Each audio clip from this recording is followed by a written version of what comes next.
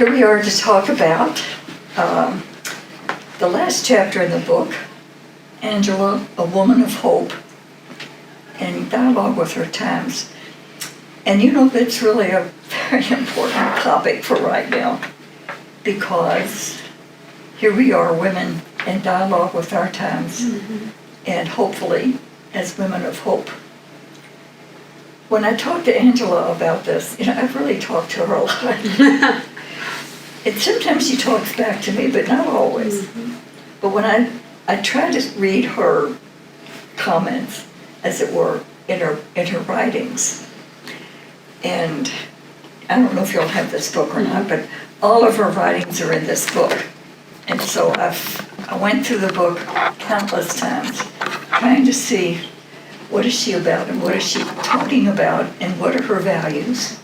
What was she saying to the people who were following her?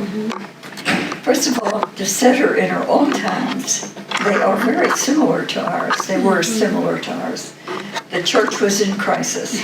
I mean, things look bad now, but if we made it through that period without the church falling apart, we can make it through anything. And were just being formed. Italy was not a nation. It was a group of city-states. You were either Milanese or Venetian or whatever province. They're provinces now, but whatever they were called at the time. And they did not get along very well. So there were always fights going on. Political, but also violence. A lot of people were killed. And then on top of that, they kept talking about the French coming in or the Spanish. So they either had the French disease or the Spanish disease, all of which were, of course, venereal diseases, and the people did not know how to take care of them. So a lot of people died unnecessarily. So there were a lot of sick people, and there was also the same division in society as today. I mean, they were very, very wealthy people. Sometimes today when I see television and I see somebody's house and it goes on for acres, and I think, glory be to God, why are they living in such a huge place? But it goes on today, and it certainly went on in Angela's time. There was a society division, like if you were part of the aristocracy, you had everything you could possibly want. And if you were not, you had hardly anything. There was not really a middle class to speak of, although there were, you know, craftsmen and laborers and builders and what have you. But by and large, you were either very wealthy or very poor. And for the most part, I think, even the very wealthy were pretty uneducated. Many people did not read. And amazingly, Angela learned how to read as a child. Now, this is after the invention of the printing press, but people did not ordinarily have libraries in their homes. But Angela's family did. Her father had the Bible, and he had the Lives of the Saints. So that's what she grew up on. He read to the family, and obviously she learned to read from him. So, you know, in many ways, it's kind of like things are today. There are many, many people, as you know, who don't know how to read. It amazes me when I read about people who can't read and can't even sign their names. They can't write. So that's a similarity also. So then I say to Angela, okay, how'd you deal with that? What did you do? And so I look at her life to see what she did. She grew up in a loving atmosphere in a family that was very strong. Her mother and father. She had an older brother and an older sister and a young brother. She only had one sister. And they lived, it's interesting, in the little town of Desenzano, where we know she was born, there's I'd call it an apartment complex, but I don't know what they called it. Anyway, they were apartments, and the family lived, there's a marker on the wall outside that says, tradition says she was born in such and such apartment. There's a number there. But we don't know if she really lived there or not. I like to give it the benefit of the doubt. So that's where she started. But somewhere along the line, their father moved them to a rural area. It's called La Grezza. It isn't really a town. It's like a gathering of farmhouses. They're not even all close together. And the place that we, as Ursans, kind of claim as her space is a fairly large, I don't know what to call it. To grace it with a term, apartment complex would be, a great exaggeration. Because the area that was thought to be their home was one room on the first floor and one room on the second floor. And as I got to know the area, the other places along there are like that too. There's just ground floor and an upper floor. At one time, one area was the chapel or the church of Saint Angela Merici, after she was dead long ago. But this one little area, because that's the first place we met for Mass.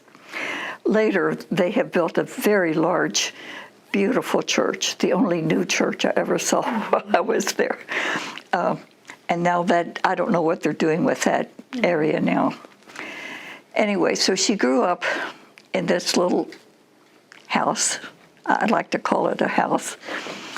And on the first floor was a fireplace, large fireplace, and a well, which always surprised me that it was inside. So they had running water and they had heat. And because the room was so small, I guess it didn't take a lot to heat it, but the floor was dirt, not carpeted or anything like that. It was just a dirt floor. On the second floor was one room, and that was the bedroom. And a mat is on the floor. People make such a big deal about that. Oh, she slept on a mat. Well, everybody did. So it wasn't, at least everybody in that financial area space. So that's where she grew up, and her father had a farm, and the farms were about as extensive as a square block. So we're talking small. And I don't know what he grew. Probably wheat. I don't know, some other grain that they used.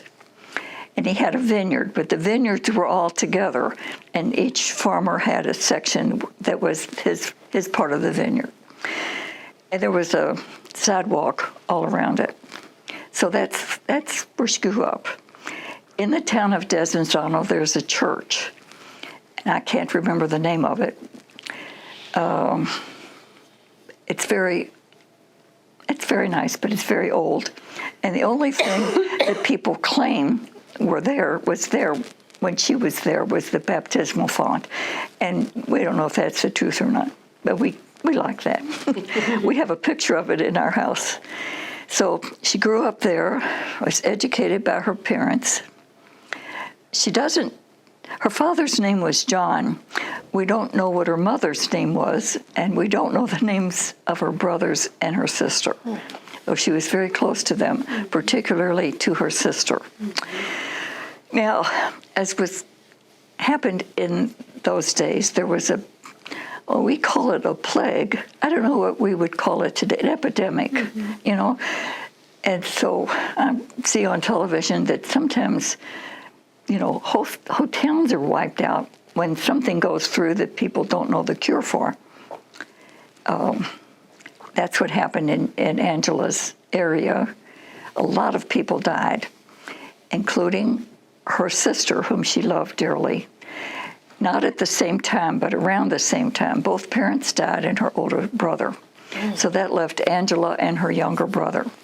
Now, you look at the stories on TV about what goes on at the southern border, and you see how people are dying uselessly because people don't have what they need to take care of themselves. So that's similar to our time. Also, the lack of understanding and trust when it comes to who's in charge, that restlessness and fear was there. So I asked Angela, what kept you from being afraid? How did you manage all of that? When your parents died, how did you manage that? She became the landowner because her brother was older and her sister, and they died. So she was, in a way, she was in charge of the farm. Well, there's all kinds of disagreement about how old she was when all this happened. But apparently, she thought it was a good thing. Her aunt and uncle, who lived in another town not too far away, she went to live with them. And I assume her little brother went with her, though no mention is ever made of him. So she lived with her aunt and uncle. Now, that happens today. Children are bereaved. And so we know what that looks like and what that feels like to be in a grief situation. So her aunt and uncle were very good to her. She was another person to help take care of things. They were not farmers. I don't know what, their name was Biancosi. I don't know what they did to make a living, but apparently they were quite wealthy. So she lived into a different situation. We've seen that happen too. Sometimes children are orphaned and they move to a place that's good for them. And so they learn more about the world than they had known before. Because Desenzano was a very tiny place. It still is, actually. So you don't get a lot of exposure to many things in a little place like that. But they moved to Selo, which is the name of the town where the Biancosis lived. It, too, was a lake town, but wealthier. And so she grew up in a society that she had not had before.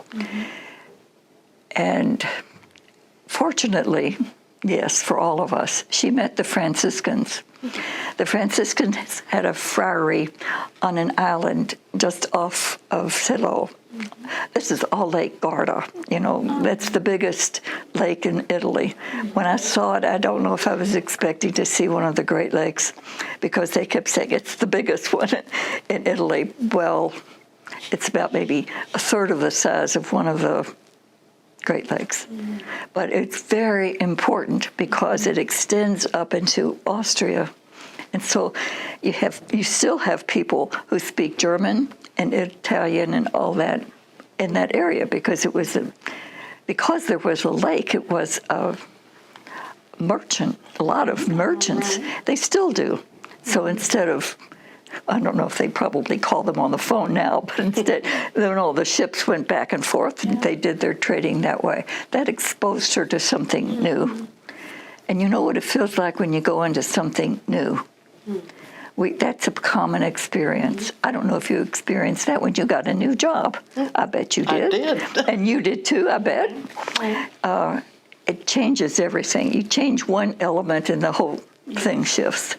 So, but fortunately, she met the Franciscans and took to their spirituality like fish to water. She absorbed from them or learned from them simplicity and hope and joy. Those are all characteristics of the Franciscan charism. Simplicity and joy and hope. And those were already in her, but they nurtured it so that she became a person of great joy and great hope and an intelligence that was broad for a woman in her circumstances, because the Franciscans are missionaries. And so, in a way, she became that also.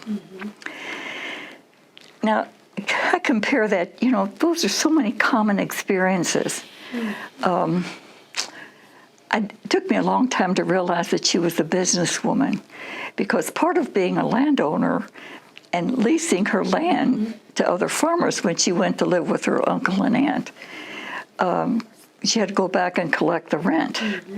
Which that's a different kind of category. I had a hard time, adjusting to that. I never thought of her as a businesswoman, but there are records, and so this is not made up. There are records in Desenzano about whoever was farming, that she came and collected their rent every year.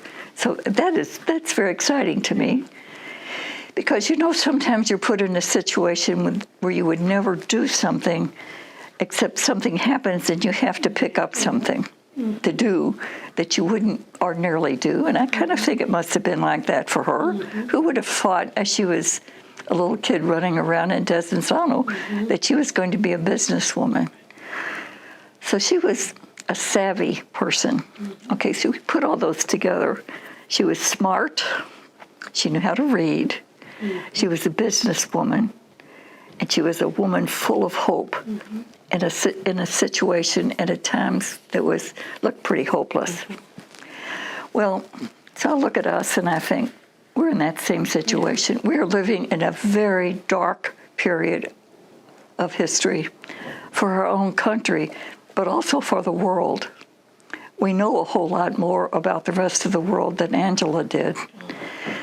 But we also, know the intimacy of what goes on in our own families, what goes in our neighborhood. A young man has moved in next door to us from Guatemala. We don't know anything about him, and we're not going to find out whether or not he's illegal or illegal. Doesn't matter to us. He has moved in, and his fiancée is going to move in soon. That's wonderful. A new world is going to move in next door to us. The neighbors just moved out from there who were Muslim. That was an entirely different experience for us. We learned to recognize which children had on which jihad and who the ranking of the girls and the mother and father. It was like our world got enlarged there too, because I would never have thought I would be talking to a woman who was a teacher of the Quran. And so she said she would tell us things. She never got around to it before she left, but I always wanted to listen to her talk about Islam. So at Angela's time, the Christians were fighting the Islam people. Anyway, I keep trying to draw parallels because right now what our world needs is hope.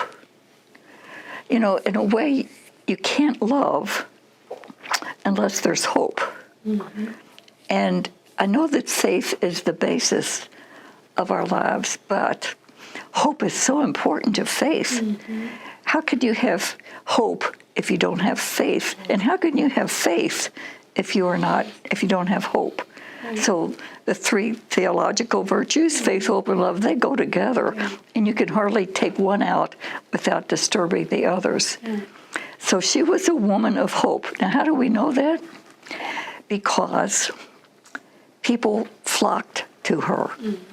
You don't go to somebody, well, maybe you have to, who's doom and gloom all the time. Because that's painting a picture of reality that has not known Christ, has not known the risen Christ. But we have, as Christians, we know the risen Christ. Angela never talked about theological issues like the risen Christ. She doesn't ever use that title. She speaks of the Lord, of divine majesty, shepherd. She has various names for God, but they're all shot through with hope. And so people went to her because they needed hope, just like we need hope. That's why I think it's so exciting to be a woman today. For one thing, I think women are standing on the cusp of a whole new world. When I look at the women in Congress, it's like, this never happened before. So there's something moving. It's painful. Women keep bumping their heads on the glass ceiling, as we saw with the players last week who won the cup. Tell me, the soccer team, who don't get anywhere near the pay that men do. People are beginning to realize that and making a fuss about it. Equal pay, we're learning to say, to women who have reached the top of their profession more than once. 4 times they've done it. But it also happens like in other areas of living, like medicine. So many of our best doctors and scientists are women. Finally, it's like women have brains, for God's sake. You never would have known it. I taught girls for many years, and I met some of the brightest people I've ever met. I taught boys for a while, too, but that was a different story. The ones who were smart were really smart, and smart aleck along with it. But the women, the young women that I've met in my teaching career, some of them were just outstanding scholars who loved learning. And then you look at our community, how many graduates of our schools are top positions. They're judges, doctors. So something is happening that I think is really good. And I think Angela would fit in right away because the people she drew to her were women. And she had to have some men in there because some things couldn't be legalized unless the man was the lawyer or whatever. But they held a very remote responsibility in the company. Although they were all women, which is remarkable. She didn't have anybody. She wrote her own rule, which also is very unusual because for the most part, women congregations in the church today, their rules are written by men, which is really, isn't that interesting? Anyway, she wrote her own rule, and it was never suppressed, although when the company became an order, which was not done to them by the church. It was done by a woman in Paris who wanted to start a Carmel. And so she wanted them to have this position in the church that was important. So she gathered these women together. They objected to that. And they said, no, we have to have contact with the world because that's how Angela was. So they were allowed to bring girls into the monastery. But that's when we picked up the whole monastic baggage, that's the word. We became nuns, and we had to pray the divine office and wear a habit and the whole thing, go behind cloister walls. It took us a long time to come out of that. That came along with Vatican Council II. But who were the people who led that movement? Women. And so who taught most children? Women. Even professors. We had sisters in the community who were doctors. They taught science. We had one sister who wrote books about scientific methods and another who wrote a history book. So it's like, women have been very much in the forefront in education in particular, but not necessarily. Do you know the first woman pharmacist in the United States was an Ursuline? People don't know that. There's this traveling display. I think it has found a permanent home now, but for a while they were taking it around the country to show, and there's her microscope.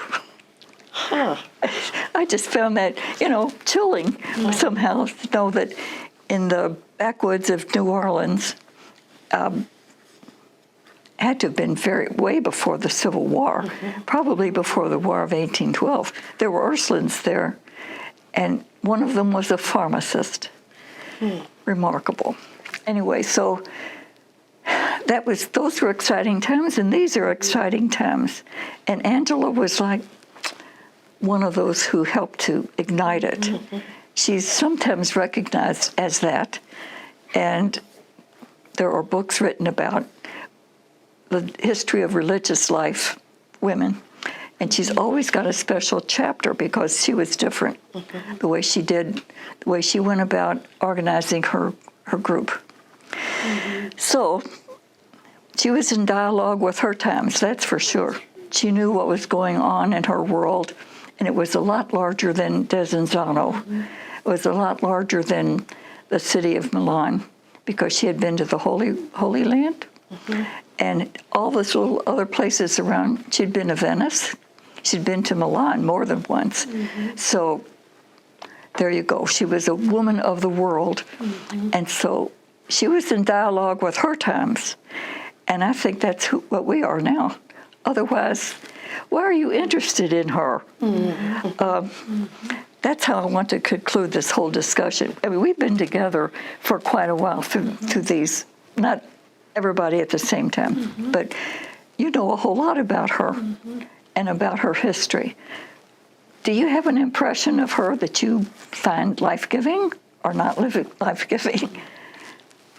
Oh, certainly. I mean, I think that everything that you just talked about and that I see in the Ursuline sisters is that striving to make the world a better place and risking, taking a chance, being vulnerable to take those risks out in the world. And I know last week when we did our little meeting with the sisters, hearing all the places, all of the pathways. It wasn't one straight pathway. And I think that is inspiring about Angela too. That's not one straight pathway. But that idea that we are called to go out into this world, that it can be a very scary place, and to bring it hope, and I think that is super inspiring, because that's what we try to do every day, I hope. Yes, I think so too. That's one reason that I have such respect for associates, because you have a different kind of relationship to the world than the sisters do. And then Jenny is the director of the Angela Merici Center for Spirituality. So you get an entirely different, broader contact with the world and the spirituality of Angela. I mean, the thing that I think that draws me to Angela is how she was true to herself, that she had opportunities to go off and like the invitation. My understanding is the invitation from the Pope. Yes. To come to Rome and do what she was doing in Brescia or Brescia by that time. Yeah, to do that in Rome. And she didn't say right to the Pope's face no. She skipped out in the middle of the night. That's she right. knew what was true for her. That's right. That's right. She knew what was right for her. I'm just wondering, Martha, if you could, I've wondered, with everything that's going on in the church today, and I hear and I know people who've just taken their ball and bat and gone elsewhere, who've been very disillusioned and very hurt, people who've been very wounded. What would Angela say? Do you have any sense of that, of what she would say about the church and how to be faithful? That's a good question. Yes, I've thought about that. I've asked her about that. There's never been a reform that has lasted, that has not come from within. So I can leave my order, not at my age, but I could leave the church. But then how could I speak to it? And I think there are many people who, for other reasons, have left the church, and I don't dispute that. And if that's what they have come to understand and discerned, that that's what they should do, they have to be true to that. But it's going to be very hard for them to reform the church, because it's okay to throw stones when you're outside of the glass house. But if you're within it, you don't throw stones, you remake it. And I see signs of that also happening. People keep talking. They may speak angrily or softly, but there's change that's happening, I think, in the church. The church moves very slowly. So it's happening very slowly. But you know that the Holy Father recently has appointed lay women as the head of some of the dicasteries. Well, that's really different. That maybe people don't even grasp that, because there have always been clerics at the heads of those offices, dicasteries within the Curia. Now they're women.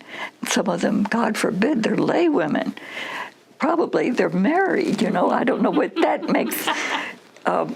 So there's that. Once it starts happening at that place in the church, then it will spread out, hopefully, that just like the young women in Congress are making a lot of waves.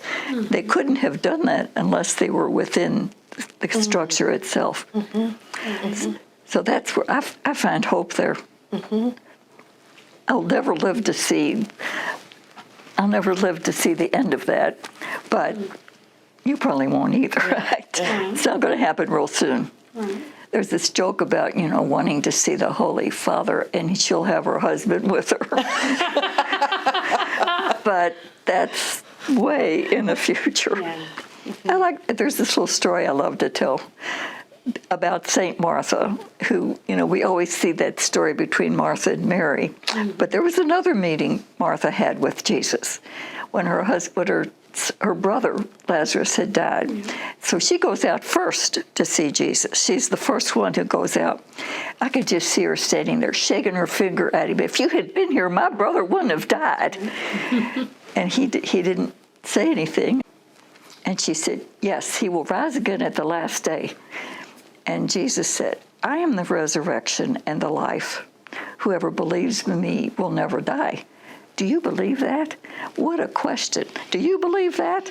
And she says, yes, Lord, I have come to believe that you are the Christ. Now I love that because that's a progression. I have come to believe. It's not like I didn't jump on the bandwagon right away. I have come to believe that you are the Christ. When Peter said that, Jesus made him the Pope. Practically the same words. I just chuckle about that. But Jesus says to Martha, where have you laid him? So they quickly changed the subject. But she says that's wonderful. I have come to believe that you are the Christ. It's kind of like, when have I come to believe that Jesus is Lord? When was that? And is that a process? I mean, we're always in that process of coming to know Jesus more deeply as the Lord, the risen Christ. Well, I think women are doing that too. And they're coming, it's coming from within. I always think every parent should be canonized. A lot of people who aren't mothers don't or should be canonized too. But every time I look at especially young married couples who have babies, who have to get up at all hours of the day and night and watch over their children, who have become the center. They're definitely not self-centered. The parents aren't. They can't afford to be. They got to watch that child grow up. That's right. Now, if that is not a holy reality, I don't know what is. Because when we can come out of ourselves and love another, then we are truly coming to know God. In Les Mis, the opera, there's a song that, I forget who sings it, to love another person is to see the face of God. That is so beautiful and so true. So that's why I think parents should all be canonized. We all know they love their children. Well, not all parents do, but all good parents love their children. It means they came out of themselves, so they see the face of God in their children. They never say it that way, I don't think, but that's the reality. See, I think that's what happens with Angela. She calls the women who came to her my daughters. Yes. A relationship. Yeah, that like a good parent, she came out of herself. Yes. And loved them. Yes, it's amazing. Yeah. But when you know you're loved, you're attracted to that. Right. And that's a sign of hope. How can I not hope if I know that I'm truly loved? Right. Yeah. Well, thank you all very much. Thank you. Thank you, Martha. The whole thing has come full circle now. I think we end kind of where we started with women. And so, thank you for coming. Oh, thank you. Thank you. Insightful. You know,